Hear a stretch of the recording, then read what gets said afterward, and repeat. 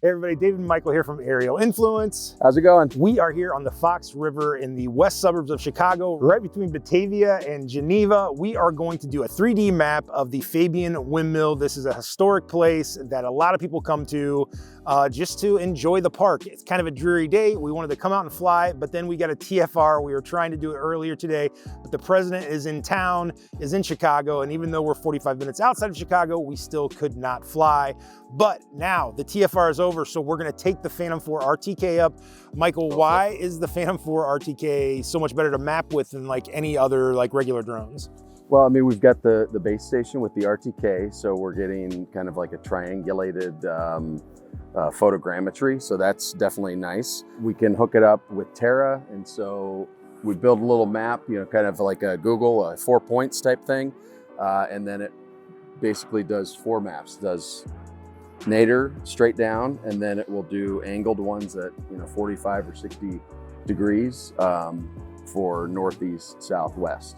Okay. And so combined together, we should get a pretty nice oblique map. And really what the RTK does, it makes it really precise, like centimeter grade. So whereas like a regular drone, you might have drift of like 5 feet in the air, you could have centimeter grade accuracy. So your measurements are gonna be right on your map. Right. Pretty cool stuff. Yep. All right, cool. So let's go do this. Let's take the Phantom 4 RTK up and we'll do a little map. All right, let's do it.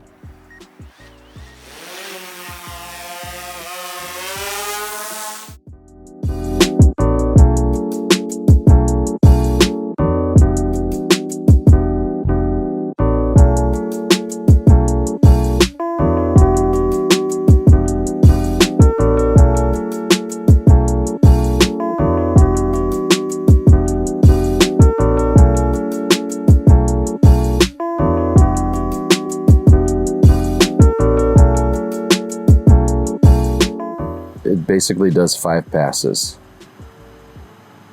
So this is the part where we wanted to map, and then it has then overlap. So it does the side here at an angle of about 45 degrees, I think I put in, and then one over here, 45 degrees, one here, 45 degrees, one here, and then the nadir straight down.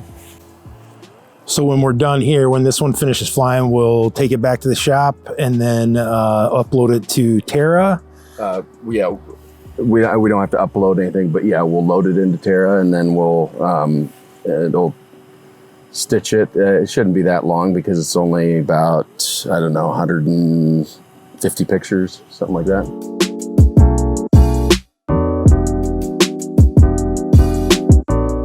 We're back. We've reconstructed the map through Terra.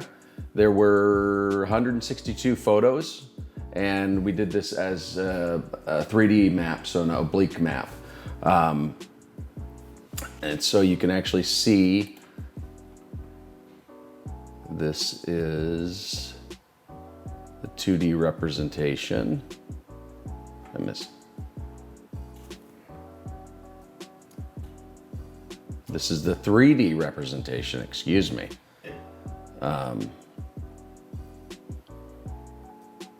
Let's see how it turned out.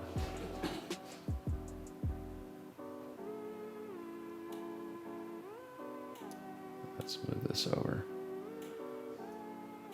And this was an overcast day, which I'm wondering if maybe it helped out a little bit, but when I did it before, it was hard to kind of see the I don't know what you'd call them. The props on the windmill. These giant Matrice 200 props that you see on this windmill. This is actually the first propellers ever created by man. Let's zoom in just a little bit. So each time you zoom in, it kind of populates a little bit more of the map. So it did pretty good job reconstructing. I'm wondering if we changed our angle, kind of the angle of our obliques, if that would make a difference. So Terra has added a few things. When it first came out, Now we get to do OSGB model, PLY object file, and then you've got your point cloud with the kind of like the dot LiDAR. So we get all of those. You can put in your own coordinate system. We just kind of left it standard with WGS 84. This was just flying it with the base station. We didn't take any known points within the map. I think this might be more for planning because it really kind of makes it a blob. But this would actually be good for spraying and everything because it's showing you the whole kind of structure, and it's kind of like a blob, but it's giving you elevation and kind of like the overall size of the structure. And then if you go back to like the object file, you can see this is pretty interesting right here. So this shows a little bit more detail, but there's these telephone poles right here and here and right here. And then if you do like point cloud, it's chunkier looking, but it really shows you what you need to stay away from. So if you're doing any type of planning, this would probably be a good one to use for planning because see, you're gonna have obstruction. It's really showing the lines here. I mean, they're obviously not that thick, but it's showing you like the obstacles that you're gonna get if you fly in that area. That's cool. Yeah. And then 2D, let's see.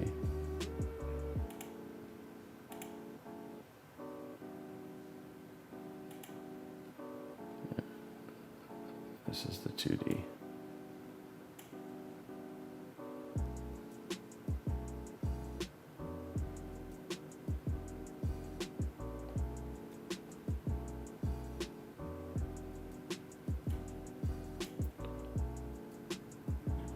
So you can get down there pretty good. I mean, this looks like some type of cable bracket, probably for reinforcement purposes.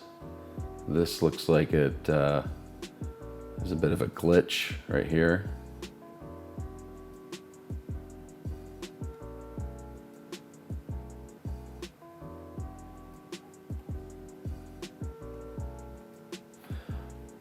And then they also give you a quality report.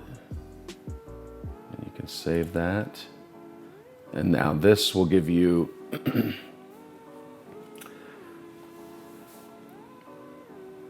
so the root mean square error. So we've got 0.012 meters. So we've got, I mean, that's basically showing pretty high precision. This kind of stuff is obviously going to make much more sense to someone that's, you know, studied GIS and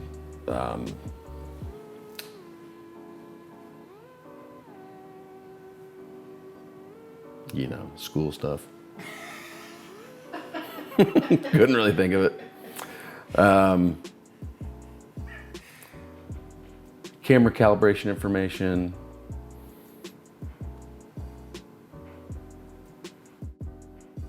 I mapped it as a circle. I did high resolution. These are, this production is basically all of the files that I wanted an output for.